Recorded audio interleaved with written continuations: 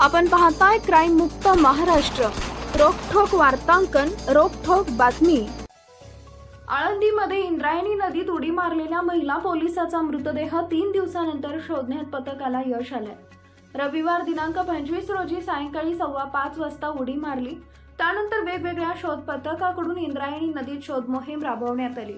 अखेर 3 दिवसानंतर पोलीस महिलेचा मृतदेह गोलेगाव इथं आढळून आला। अनुष्का सुहास केदार, वय वर्ष 20, राहणार लक्ष्मीनगर दिघे असं या पोलीस महिलेचं नाव आहे। आळंदीचे वरिष्ठ पोलीस निरीक्षक भीमा नरके यांनी दिलेल्या माहितीनुसार अनुष्का केदार या पुणे ग्रामीण पोलीस दलात कार्यरत होत्या। त्या सध्या पुणे ग्रामीण मुख्यालय इथं नेमणुकीस होत्या।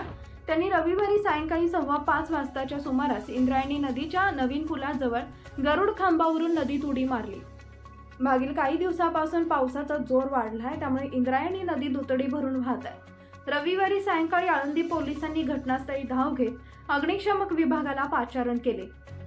अंधार पडल्याने रविवारी शोधकार्य थांबवण्यात आले। सोमवारी आणि मंगळवारी पुन्हा शोधकार्य सुरू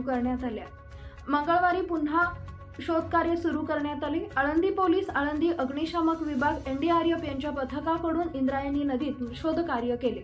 अखेर बुधवारी पोलीस महिलेचा मृतदेह गोलेगाव इथं आढळून आला।